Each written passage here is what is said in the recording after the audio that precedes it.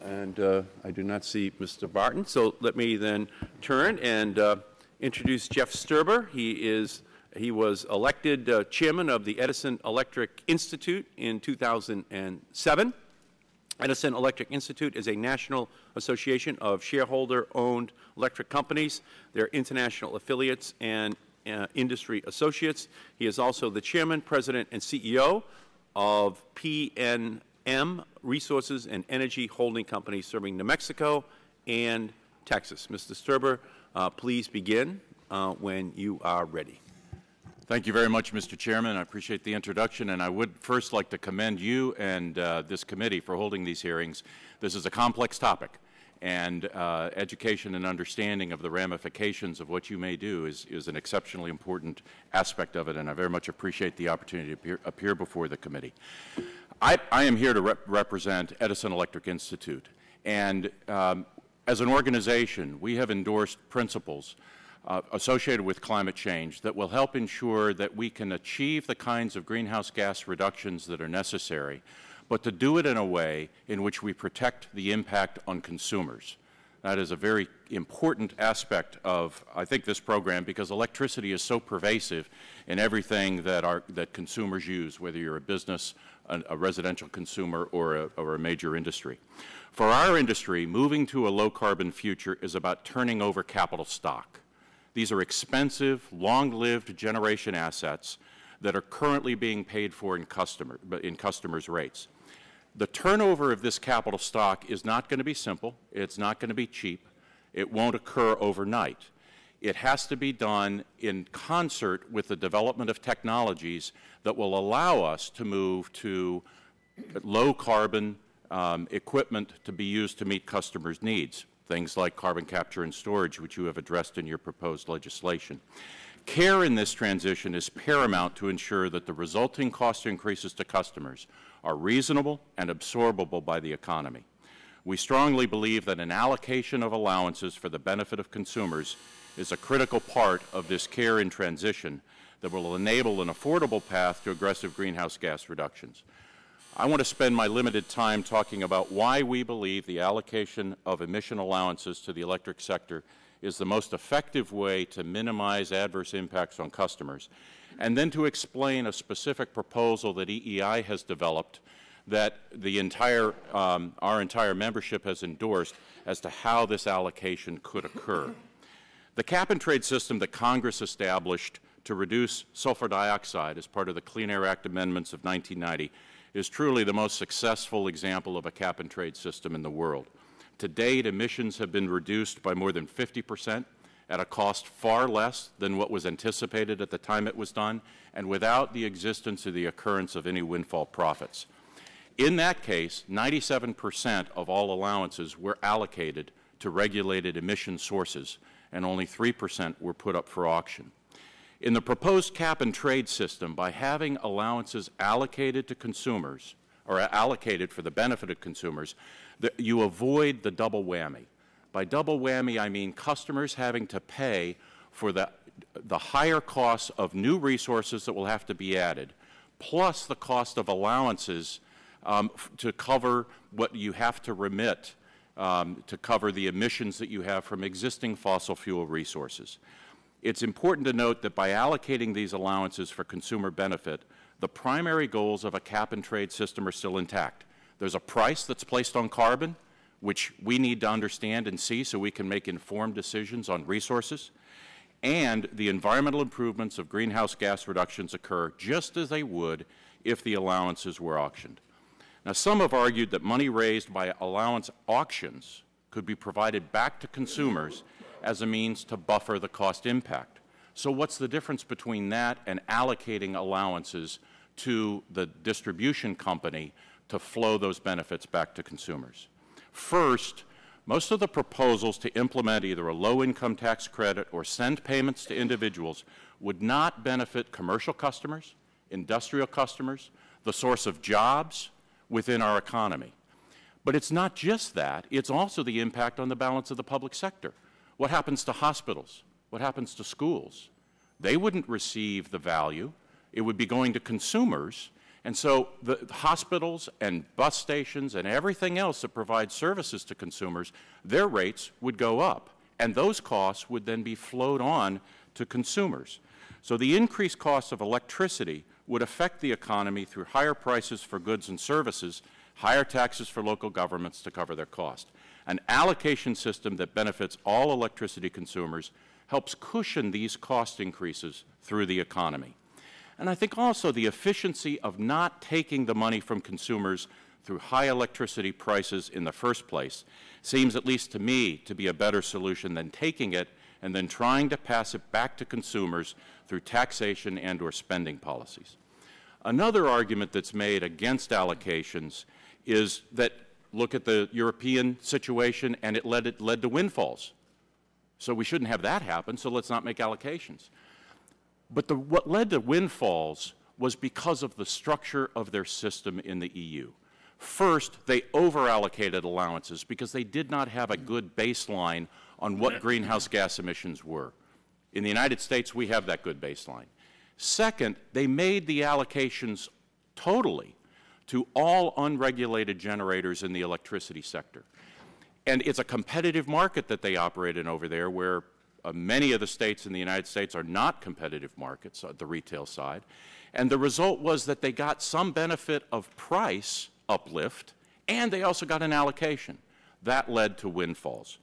The approach that we are proposing and that EEI has developed ensures that that will not occur, because we know what the baseline of greenhouse gas emissions are, and we know how to structure a system through the allocations being given to the regulated side of the business to the largest extent, so that they flow through to the benefit of customers. Let me briefly walk through the EEI proposal so that that's out on the table. The initial allocation to the electric power sector should be 40% of all allowances, because that's the proportion of our sector share of the national greenhouse gas carbon dioxide emissions. This 40% allocation should remain in place until critical technologies such as carbon capture and storage, which are essential to achieving long-term climate policy objectives, are commercially available. Then our sector share could gradually decline as consumer costs for cleaner energy would also decline. Within the electric sector, these allowances would be divided among regulated distribution companies and merchant coal generators, only merchant coal generators. Merchant coal generators would receive allowances based on about 50% of their base year emissions. And this is solely to cover that portion of the cost that isn't recovered through the marketplace.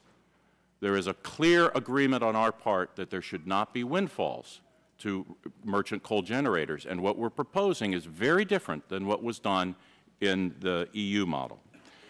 The allowances would enable these generation facilities to continue to operate, avoid a rush to gas, which would have consequences to all consumers, while new generation resources are developed. The vast majority of allowances would be allocated to the distribution company based on an even split between emissions and retail sales. By allocating to the distribution company, we ensure that the value of that allowance flows through to consumers. And that's the main point. How do we do this in a way in which we mitigate the cost impact to consumers?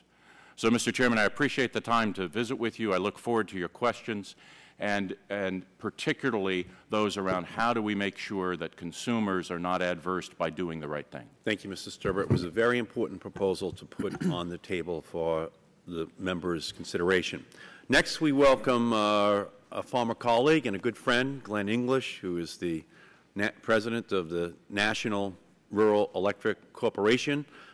He represented Oklahoma's 6th congressional district for many years in Congress. His organization advocates for consumer-owned cooperatives on energy and operational issues, as well as the rural community and economic development. We welcome you back to Congress. Glenn, whenever you're ready, please begin. Thank you very much, Mr. Chairman. I appreciate that, and I do want to stress we are a cooperative. We are owned by consumers, and our focus really is to do two things. First of all, to make sure that our membership have enough power keep the lights on and maintain their standard of living. The second is to, of course, make sure that electric power is affordable. So that's where we're coming from. We're not for profit. We're not for profit. There are no rewards in any way for a particular fuel, so we have no fuel choice from the standpoint of generating that electric power. It all comes down to this question of the cost of power and how we can deliver that power to our membership in the most affordable manner possible. Now, Mr. Chairman, I'm speaking only from the standpoint of electricity as it applies to the bill, of course. And I would like to also call the attention of the committee to a commitment that was made years ago in 1932, first made in 32, and then reiterated several times over the next 10 years by Franklin Roosevelt, when he made the observation that in this country that electric power is no longer a luxury and had become a necessity, And I would suggest, as we move to deal with this particular issue and this challenge, that we keep that in mind, that it probably is in a little different category, perhaps, than other issues regarding carbon, food, clothing, housing, and then electricity. I think most people would agree that in order to maintain that standard of living in this country, that's what we have to have. So anyway, I'd like to just lay out a few markers, Mr. Chairman, as we move forward to deal with this particular challenge. The first thing is, and the Dean of the House, I think, made this point some time ago about trying to regulate carbon through the Clean Air Act. I believe he described it as being a glorious mess. And I think that would probably be the case. It wasn't designed to do that. I remember I was here when we passed it the last time. I believe that was 1990, Mr. Chairman. And I remember I voted for it. I don't remember any discussion about carbon when we were talking about that. So this was not designed to do that kind of a job. So in reality, I think we all got to face the fact that we got to have a bill. But I would also suggest not just any bill. It's got to be a bill, I think, that addresses the carbon issue and the carbon issue alone. In other words, what I would suggest, it's a bill that needs to be simple, if such things can be done. It needs to be flexible. It certainly needs to be affordable.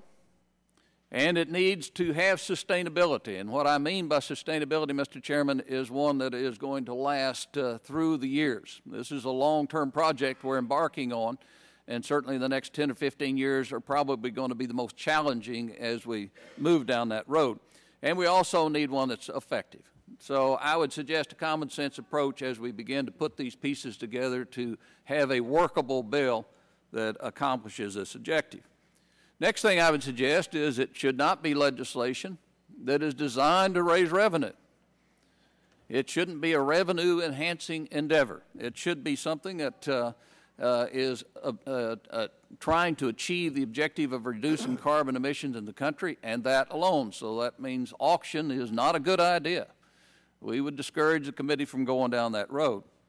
That means that allowances should be free, particularly as far as applies to the electric utility industry. And we would also suggest that it should be done on the distribution level so that the full benefit of those allowances should go to consumers. And of course, our not-for-profit status, that's where they go. I would also suggest, Mr. Chairman, that as we look at the caps, they should be established with an eye toward the question of technology. What can we do and when can we do it? I think we all appreciate and understand that, that this bill, this effort, what we're going to try to accomplish here, if we're going to keep the lights on, keep electric bill affordable, we need technology, and we're going to have to make some very significant advancements, and we're very hopeful that that's going to be the case. In some cases, I guess you could say, Mr. Chairman, we're betting on the come. And we need to do everything we can to make sure that we speed up that technology and get it developed, get it online so it can be utilized, so we can get back to a full complement of fuels. And we would also suggest, again, looking at it from the consumer standpoint, Mr. Chairman, that there should be some kind of safety valve device that makes certain that consumers are assured that we will, in fact, have a limit on any economic damage, that this thing won't get out of control, that we are going to try to contain those costs. I know that you've addressed that in the draft. I would suggest probably needs to be done a little different manner than what you have in the draft. Appreciate the thought. And also, as we move forward with renewables, Mr. Chairman, we are very committed to renewables. We, in fact, serve 70% of the land mass of the United States. So most of the renewable energy that's going to be generated in this country is going to be done in rural America and areas served by electric cooperatives. We've just established a national renewable cooperative, which allows small distribution systems all over the country to invest in renewable projects. But I would also suggest that there's a wide range of difference in different parts of the country. Some areas can produce renewables far more economically, far easier, and far greater magnitude than you can in other regions. And that's the reason we think it should be looked at nationally and what can be done nationally. And, Mr. Chairman, I would also suggest that for that reason there needs to be a small utility exemption, about 4 million megawatts per year. And I think we can make a serious workable start and move down the road to the objective you're trying to achieve. Thank you, Mr. Chairman. Thank you, Mr. English, very much. And our next witness is Mr. Marc Crisson. He is the CEO of the American Public Power Association, which is the service organization for more than 2,000 community-owned electric utilities. Prior to his current position, Mr. Crisson was at Tacoma Power in Washington State for nearly 30 years. Whenever you're ready, please begin. Thank you, Mr. Chairman. Good morning. I'm Marc Crisson, President and CEO of the American Public Power Association, and as you said, we represent over 2,000 publicly owned, not-for-profit power systems across the United States, 49 states. We serve cities as large as Los Angeles, but most of our members, the vast majority of our members, serve communities of 10,000 people or less. Mr. Chairman, APPA supports congressional action to address climate change, but as my colleagues have stated, we're very concerned that achieving environmental goals be properly balanced with affordable costs to the consumer and the economy. Consequently, we've developed a detailed set of principles on implementation of a cap-and-trade program. We believe it's critically important that the transition to a low-carbon future be managed in a way that keeps electricity affordable and reliable in order to be sustainable and workable in the long term. Thus, our first principle is that legislation must include a safety valve or other stringent cost containment mechanism that sets a maximum price on carbon. While we support the inclusion in your draft bill of an offset regime and the use of banking and borrowing, we do not think these are adequate measures. We urge the committee to include a price ceiling on CO2 in the next version of your draft. We also have concerns that the provisions governing the establishment and use of offsets are inadequate for cost containment purposes and would like to work with the committee to improve these provisions. Regarding the issue of emission allowances, the electric utility sector should receive an allowance allocation proportionate to its share of total emissions, or about 40%, all of which we feel should be allocated to load-serving entities or local distribution companies. This will provide the industry with allowances sufficient to maintain reliability and affording time to adapt during the transition period when low-emission technology is under development. Allowances should go to the local distribution companies because they are in the best position to ensure that allowance revenues are used to reduce costs to electric consumers. Allocating allowances as opposed to fossil fuel generators would eliminate the prospect of windfall profits that have resulted in some cases in the European Union cap-and-trade system.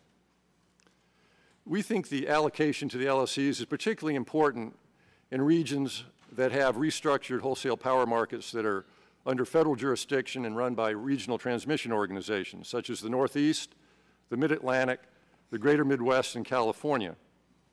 Because allocating allowances to independent generators into these markets will raise the already high wholesale prices these markets are producing. This is because fossil fuel generators nearly always set the clearing price in the wholesale electricity supply auctions in these markets. Should they receive allowances, these fossil fuel generators will add the value of these allowances to their bids into these markets, thereby adding that cost to all other generation bidding into the market, including no or low carbon generation such as nuclear plants. EPA also has serious concerns about auctioning allowances. An auction by its nature disadvantages small entities like most of my member systems. It's important, therefore, that if an auction is conducted, that it be designed to restrict speculation and minimize potential for volatility in allowance prices. With a stringent cost control mechanism in place, APPA would support phasing in an auction gradually over time. But without such a control mechanism, we think no auction should occur until new emissions control technology is commercially available to the industry. It's also essential that all net auction proceeds be used only for targeted research and development, energy efficiency, and mitigation of cost impact on consumers. In other words, areas directly related to addressing the climate change issue. Mr. Chairman, regarding the proposed renewable electricity standard, APPA supports a workable federal RES of 15% by 2020. However, our support contemplates that such a standard would be in place prior to implementation of a federal greenhouse gas reduction mandate and would serve to provide a bridge between the present and the time when technology has been developed to significantly capture and store carbon. We also believe that once a federal cap-and-trade program is implemented, an RES is neither necessary nor appropriate. By its nature, the RES limits the flexibility of our industry, while a cap-and-trade program is intended to provide the industry more flexibility to tailor a compliance program. Enacting the two simultaneously will increase compliance costs for many utility systems. Regarding the energy efficiency resource standard, we do not support such a standard, but would urge that the RES permit a significant percentage of the standard be met by using energy efficiency measures. Finally, Mr. Chairman, APPA has serious concerns about the new source performance standards included in Title I, because several of our members have facilities in various stages of permitting and construction. These standards would also effectively create a moratorium on coal in a post-2015 world and raise some significant challenges for facilities yet to be permitted between 2009 and 2015, because basically there's no commercially deployable coal generation technology in the U.S. that can achieve the proposed standard of 1,100 pounds per megawatt hour. We would strongly urge the committee to delete this provision. Thank you, Mr. Chairman. I look forward to answering any questions you may have. Thank you, Mr. Croissant, very much. Let me now recognize the gentleman from Georgia, Mr. Barrow, to introduce our next witness. I thank the Chair for the courtesy of allowing me to introduce our next witness. I want to welcome Mr. John Somerhalder here to the committee today. Mr. Somerhalder is the Chairman of the Board, President and CEO of AGL Resources down in Atlanta. He's a chemical engineer, been in the natural gas business for 30 years, and I think you're going to find, as he speaks for the American Gas Association today, that folks in natural gas are already doing a lot of the things we want them to do, already early starters in the area of efficiency and trying to reduce our carbon footprint. So it's a privilege for me to welcome you. Thank you, Mr. Somerhalder, for being here today. Thank you, Congressman. And thank you, Mr. Chairman, and thank you to the committee. Could you move in the microphone a little bit closer, please? Again, thank you, Chairman. Just a little bit closer, please. Yeah. Okay. My company has utilities, in addition to in Georgia, in Florida, Tennessee, Virginia, Maryland, and New Jersey, and natural gas storage facilities in Texas and Louisiana. I am pleased today to testify on behalf of the American Gas Association, of which I am Vice Chair and Chair of the Climate Change Task Force. The AGA's 202 members deliver natural gas to more than 171 million Americans. In terms of helping in the fight to reduce greenhouse gas emissions, natural gas utilities have two great resources, our fuel and our customers. Our fuel is a clean, efficient, abundant, and a domestic energy source, with 98% of America's natural gas being produced in the United States or in Canada. It is the dominant source of energy for residential and commercial heat, hot water, and cooking, yet it produces only about 6% of the total U.S. greenhouse gas emissions. Upon combustion, natural gas creates 43% less carbon dioxide than coal and 28% less than petroleum. In terms of our customers, they lead the nation in energy efficiency. Since 1970, the number of residential natural gas customers has increased from 38 million to 65 million, but the energy consumption and carbon emissions have remained flat in that time period. This results from a trend of declining use per customer. This dramatic reduction is attributable to tighter homes, more efficient appliances, and energy efficiency measures, many of which were implemented by natural gas utilities. Clearly, natural gas is part of the climate change solution. It offers an immediate answer with technology that is available today. The most efficient and effective way to use natural gas is directly in our homes and businesses. More than 90% of the energy that leaves the wellhead gets to the customer, rather than indirectly to produce electricity, where 2/3 of the energy can be lost. In light of the above factors, we maintain that a national programmatic focused effort, rather than a cap-and-trade effort for these customers, is the best way to ensure equity while not subjecting customers to unpredictable allowance costs.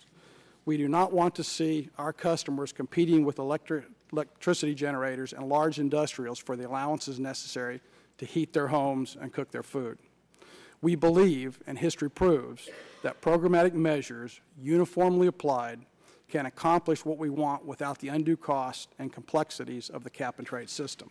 However, if programmatic measures are not acceptable, AGA supports including natural gas residential and commercial sectors, excluding them from the scope of the cap-and-trade system until 2016, as proposed in the discussion draft bill. AGA believes that most allowances required for residential and commercial gas customers should be allocated rather than auctioned, as allocating allowances is the best way to ensure that price impacts on our customers will be minimized. Local natural gas utilities, as regulated by state public utility commissions, make no profit on natural gas prices when they rise. Similarly, they would not make any profit on allocated allowances. The natural gas utilities will need the ability to pass on the cost of these allowances, and the climate change bill should provide for this rate-making treatment. We support the proposed carbon footprint labeling in the draft bill. Giving customers this carbon output information will provide them with the essential information that they need to play a role in reducing our carbon output. The discussion draft bill proposes to establish an energy efficiency resource standard for both electric utilities and natural gas utilities. While the end result is a laudable one, the lack of clarity in the language addressing EERS causes concerns. First, the legislation could have the unintended consequence of limiting carbon-driven fuel switching and could even increase the nation's dependence on foreign oil by preventing conversion to high-efficiency gas applications from less efficient fuels. Second, the imposition of these penalties could be a barrier to economic growth and development by raising the cost of energy to both new and existing customers. And third, the focus is on large after-the-fact penalties rather than incentives, and it is tied to consumer behavior which the utility cannot directly control. Mr. Chairman and committee members, there are many other issues, including research and development, natural gas vehicles, and renewable gas that we don't have time to address now but are included in my written testimony. That concludes my remarks, and I will be happy to address your questions. Thank you very much. Our next witness is Richard Morgan. He is a member of the Energy Resources and Environmental Committee of the National Association of Regulatory Utility Commissioners, which represent state public service commissions that regulate utilities. Mr. Morgan also leads the NARUC Task Force on Climate Policy, and he is serving in his second term as Commissioner on the District of Columbia Public Service Commission. Please begin when you are ready, Mr. Morgan. Thank you, Mr. Chairman and members of the subcommittee. My name is Richard Morgan, and I'm a member of the District of Columbia Public Service Commission. I'm testifying on behalf of the National Association of Regulatory Utility Commissioners. I'm honored to have the opportunity to appear before you this morning regarding the American Clean Energy and Security Act. NARUC is on record as supporting a well-designed, economy-wide federal program to limit greenhouse gas emissions in order to remove existing uncertainties that are hampering critically needed investment in electricity transmission and generation. In concept, NARUC supports the goal of auctioning emissions allowances under a cap-and-trade mechanism. But we believe it is appropriate to provide a transitional allocation of free allowances in order to minimize economic dislocations as we move toward a 100% auction.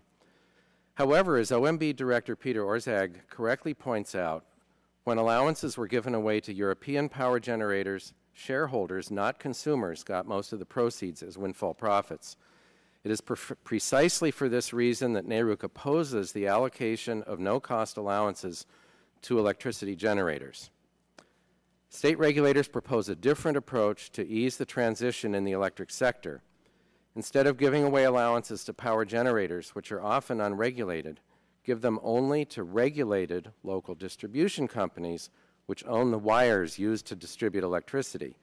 These LDCs, as we call them, are always subject to rate-setting authorities such as state public utility commissions or consumer-owned utilities, where they can assure that consumers, not utility shareholders, receive the benefits of free allowances.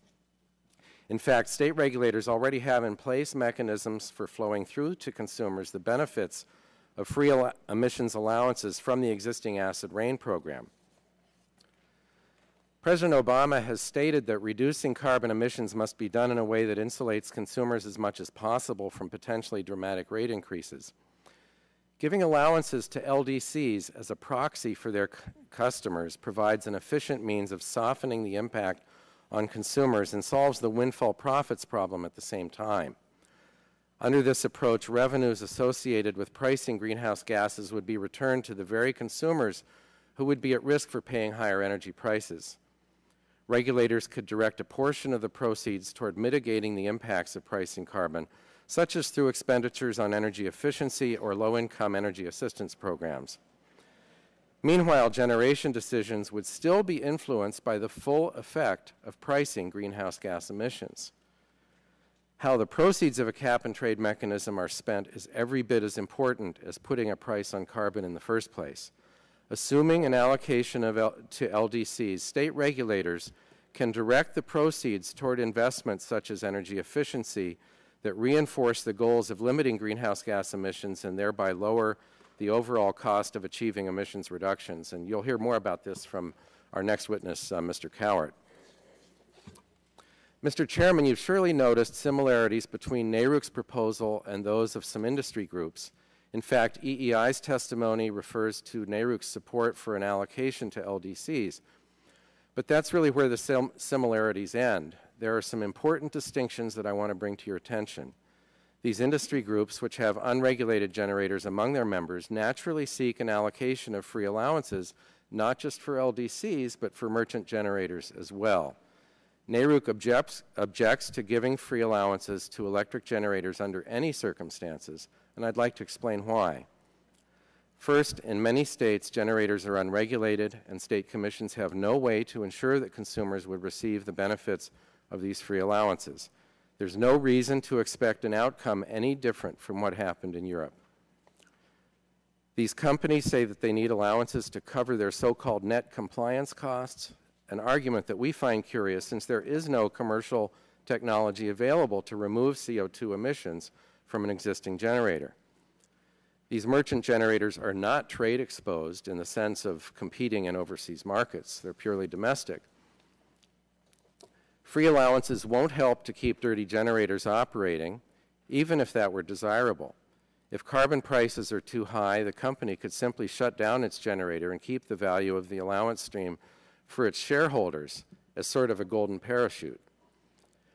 Under the formula proposed by EEI, electric sector allowances would go first to merchant generators based on historic emissions.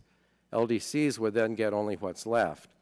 And the generator's share could grow if the utilities decide to spin off more generators into unregulated subsidiaries.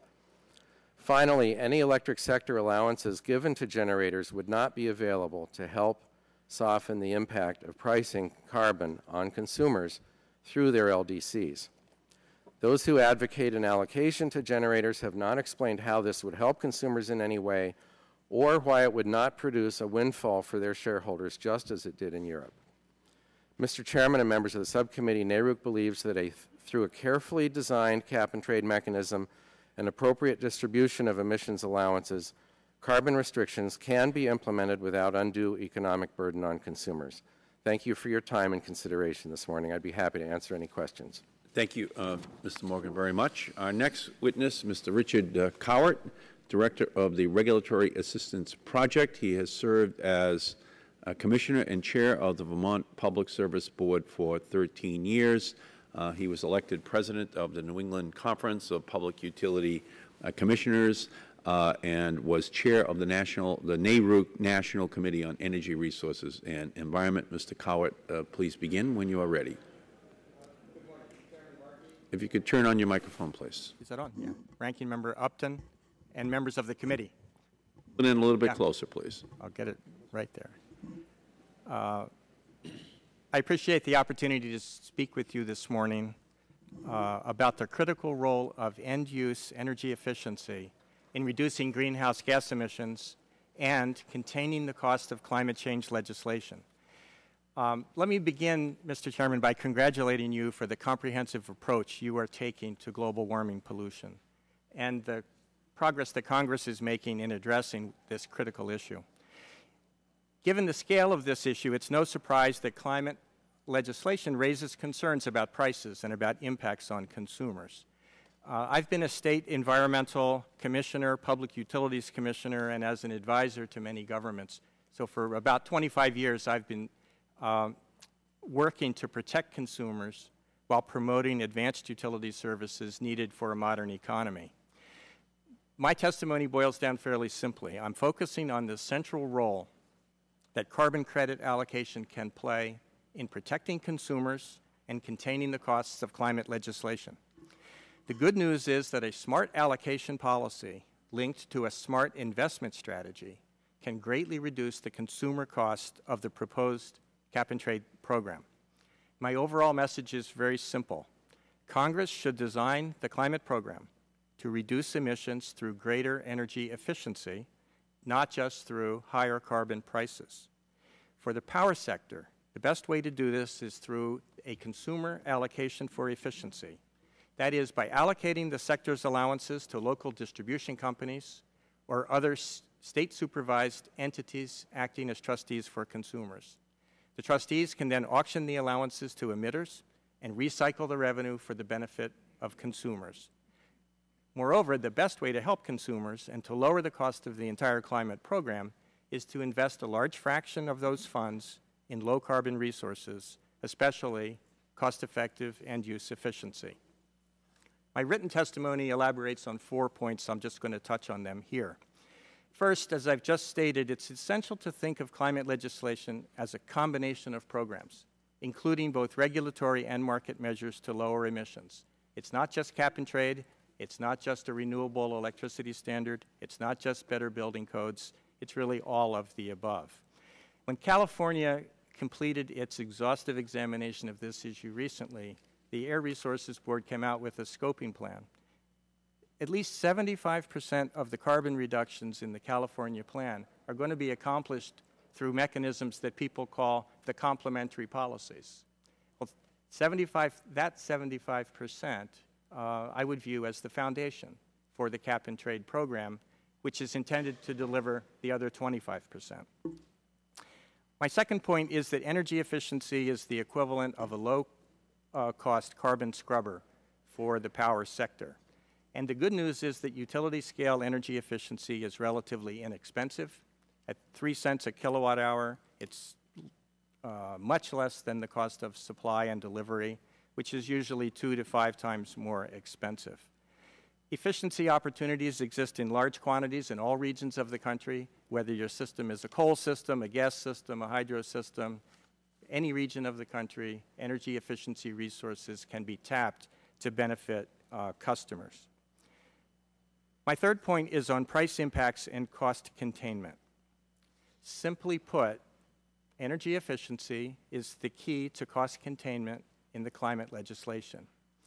Adding a price signal to the cost of electricity is useful in trying to reduce emissions, carbon emissions. But trying to meet our goals through price alone will be much more costly than a cap-and-trade program that builds efficiency right into its architecture.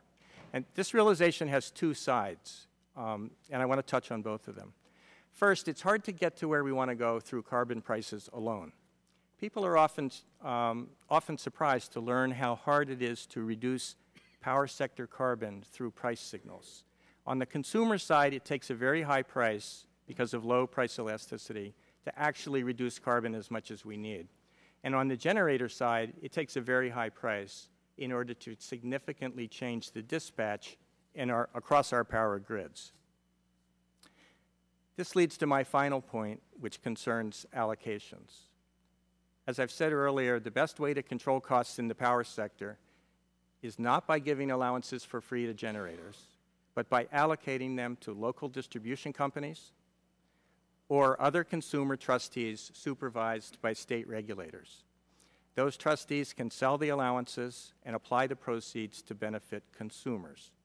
This will deliver much more low-cost efficiency than a purely price-driven approach to allowance allocation.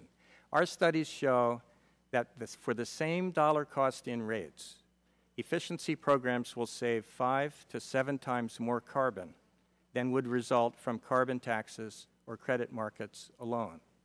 It's a 5 to 7 times greater savings on the environmental side for the same cost to consumers. I'll close by noting that there's a good model in the United States for the practice that I'm describing here, and that's the RGGI, the Regional Greenhouse Gas Initiative. If you look at the experience of RGGI, all 10 RGGI states considered this question and concluded that almost all the allowances should be auctioned and that almost all of, or 70% of the revenues associated with the program should be recycled back for the benefit of consumers, principally through low-cost energy efficiency. Thank you very much. I look forward to your questions. Thank you, Mr. Cowett, very much. Our next witness is Mr. Robert Greenstein, founder and executive director of the Center on Budget and Policy Priorities.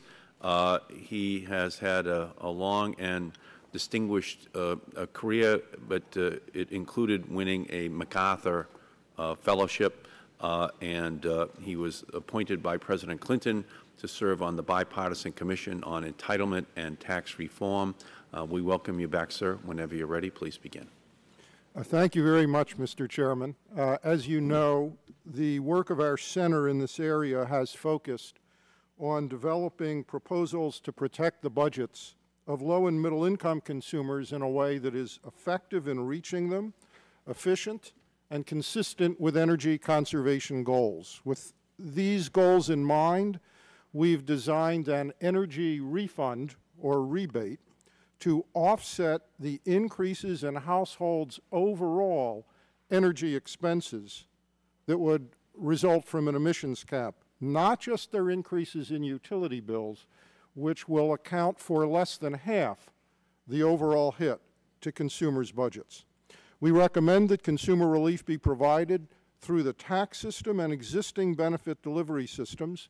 Under the proposal we've developed, 95% of households in the bottom fifth of the income distribution and over 98% of those in the middle fifth and the fifth in between would be reached automatically without new bureaucratic structures, no new applications required, and low administrative costs.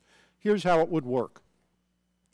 Most households qualifying for an energy refund would get it through the form of a refundable income tax credit that would be provided in paychecks through adjustments to employer withholding, as is being done with the tax credit that you enacted in the recovery legislation in February. For seniors, veterans, and people with disabilities, they would get their refund as a direct payment from the Social Security Administration or the Department of Veterans Affairs, again is being done under the recovery legislation. And finally, very poor households participating in programs like food stamps would receive monthly energy refunds through the debit card systems that every state human service agency in the country operates to provide other low-income benefits. Those systems have proved to be efficient and highly effective. Now, some, including other of my fellow panelists here, have proposed instead routing funds for consumer relief through local utility distribution companies. While that may seem reasonable at first blush, our analysis indicates that such an approach would be unwise for several reasons. First, a utility company approach is aimed at electricity and natural gas bills. It doesn't address the full impact of an emissions cap on consumers' budgets. Over half of the impact would be in other areas. Gasoline, increased prices for a whole array of goods and services that use energy in their manufacture or transportation to market.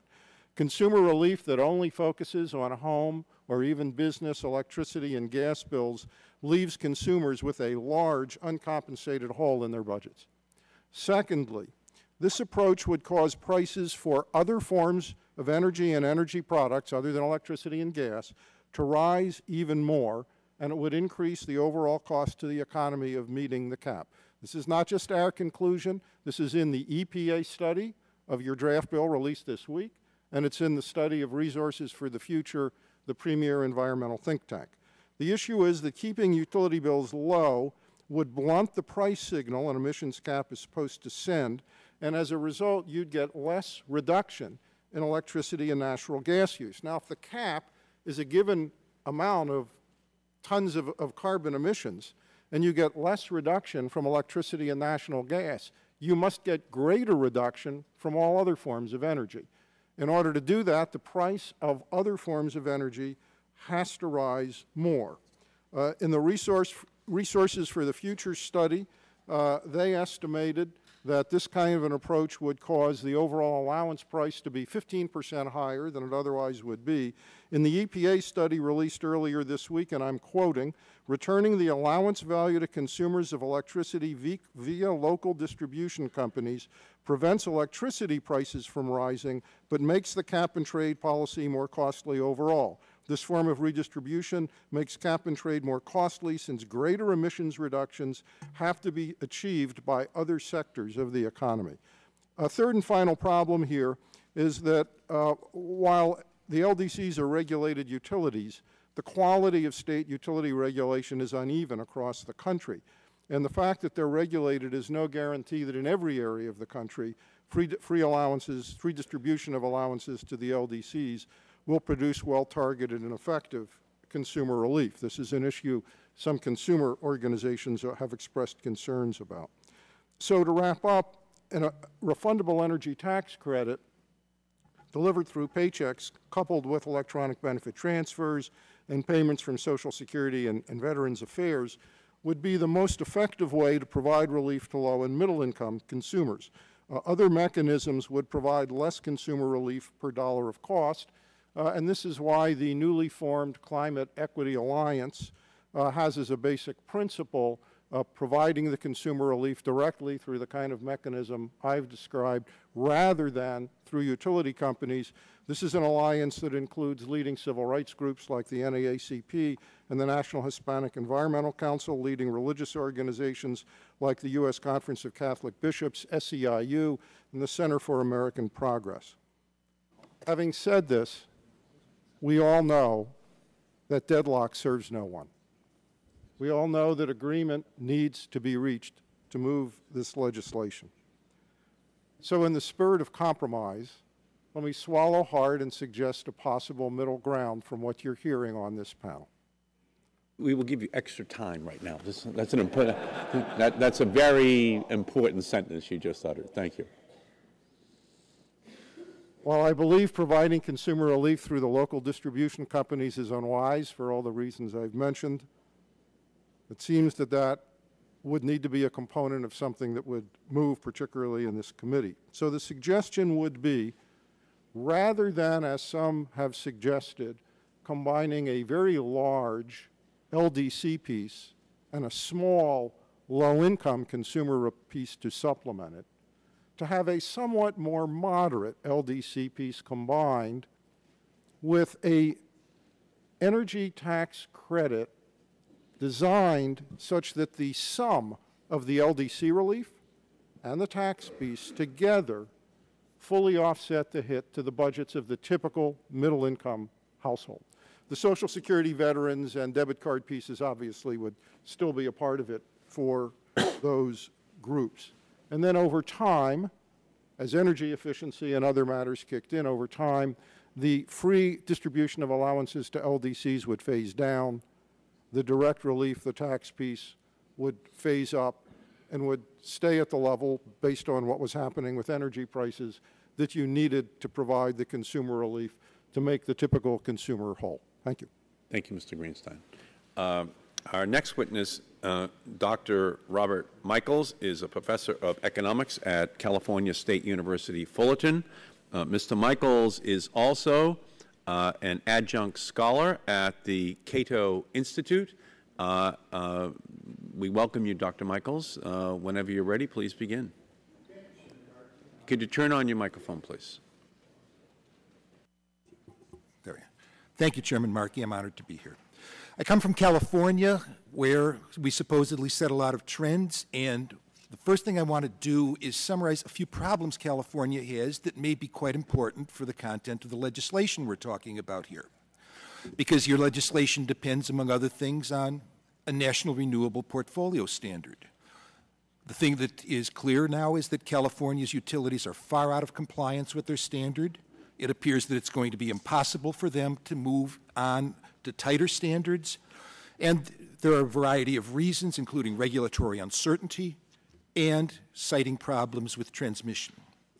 Second, the supposed effect of energy efficiency policies in California needs to be reconsidered.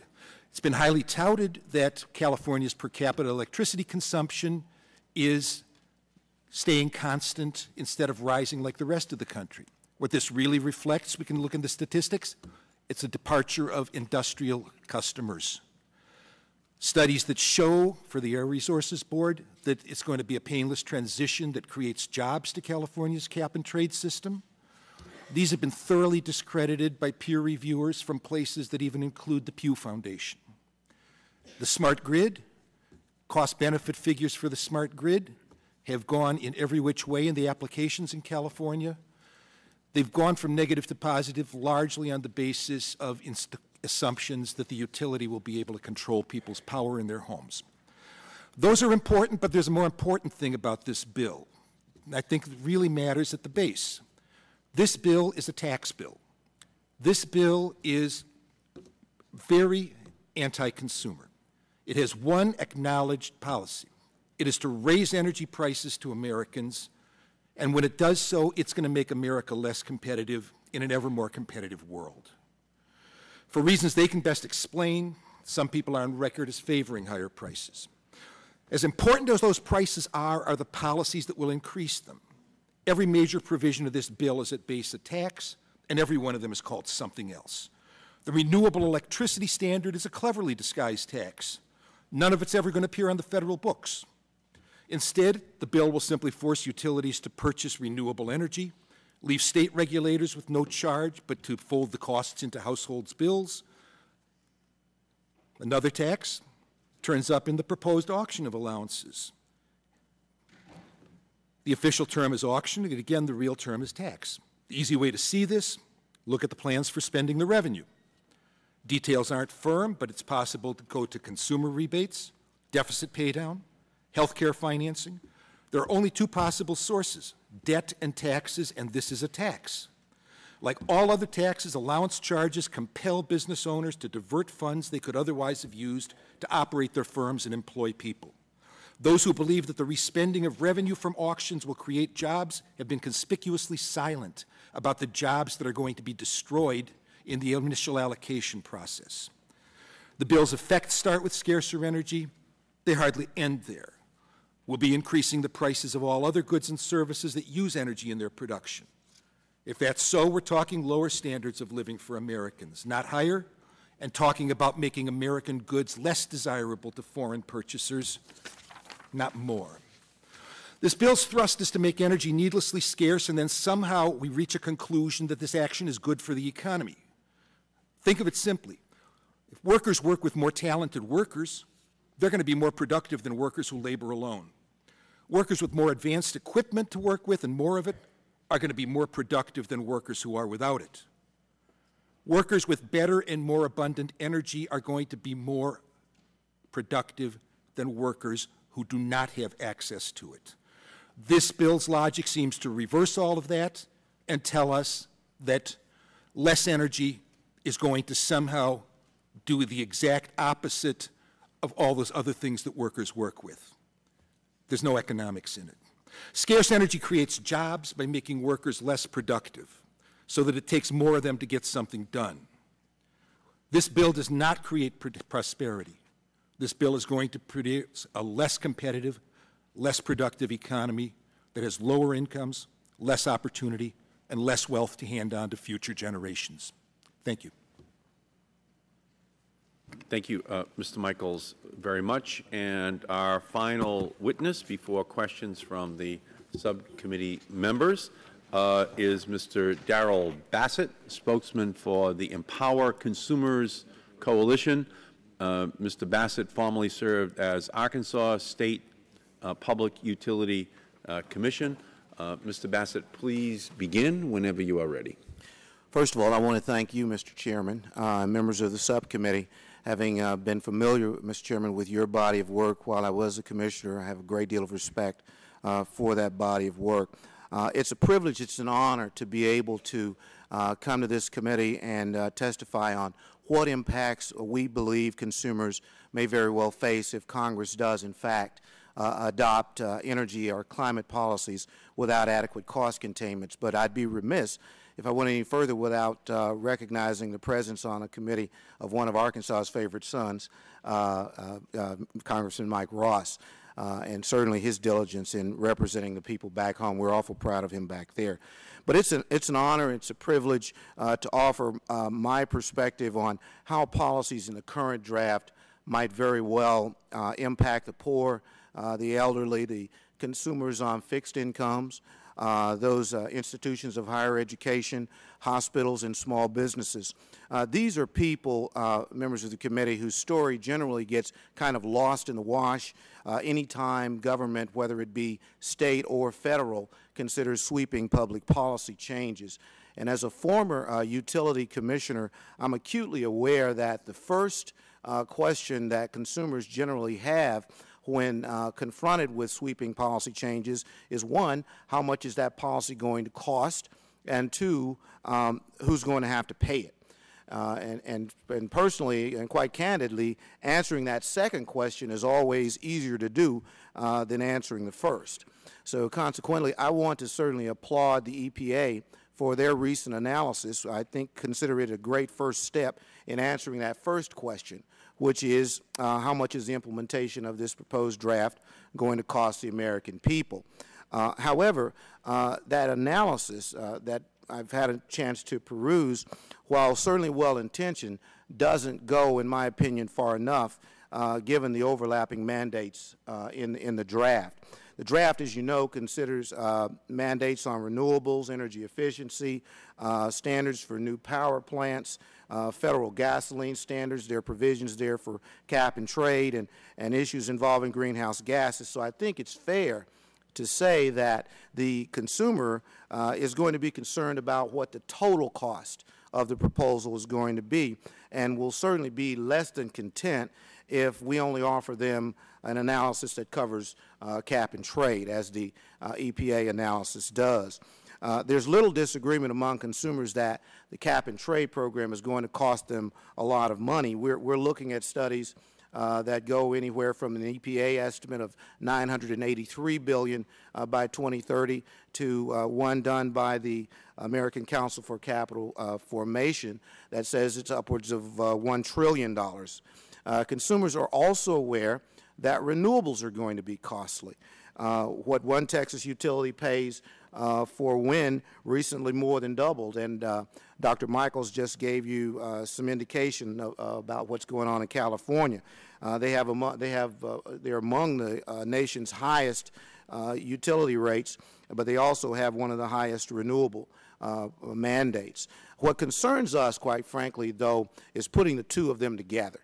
The cap and trade as well as the renewable portfolio. I believe that if we're not careful, what we could pose is potentially devastating consequences on the most vulnerable in our country, because what we're looking at when we look at that potentiality, we at Empower Consumers would then would respectfully ask that the committee, before it moves further, consider an analysis that takes into consideration all of the proposals and what their simultaneous implementation would be before passing any type of climate change or any type of renewable legislation.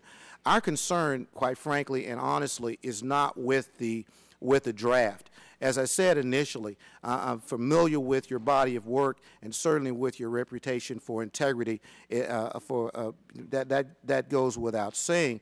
But what we feel, while we feel the draft is well-intentioned, we're concerned about the unintended consequences of well-intentioned legislation.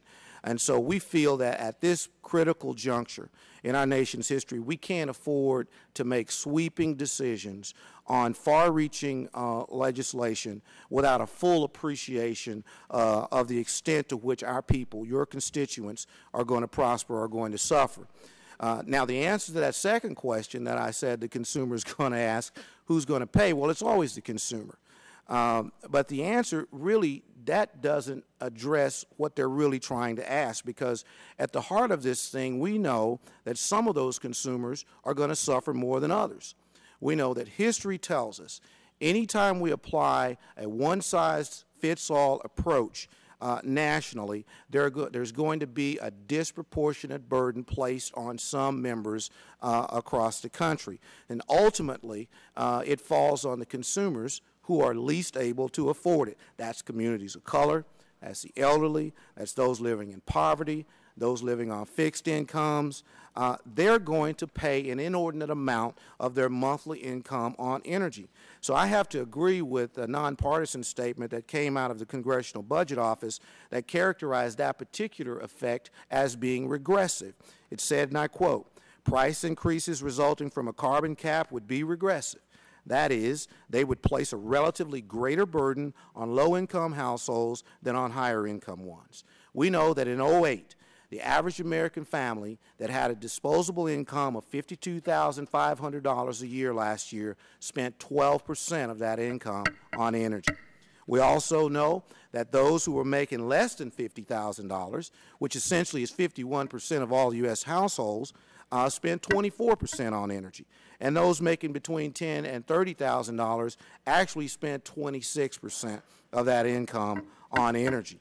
We also know that in 2008, African-American households, as well as Hispanic households with incomes less than $50,000, spent over a quarter of that income on energy. So it's not surprising that consumers are going to be concerned about how much more they're going to be asked to bear from any type of legislation. If you could summarize, please, Mr. Bassett. Well, in summary, we're concerned that the bill should address in totality all of the costs that are going to be incurred. One, we'd ask that the legislation go through a rigorous cost analysis.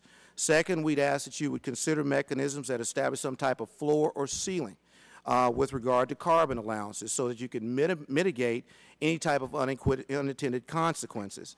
Mr. Chairman, I'd like to thank you for the opportunity to testify, and Empower Consumers certainly looks forward to working with this committee as we go forward. Thank you, Mr. Bassett, very much.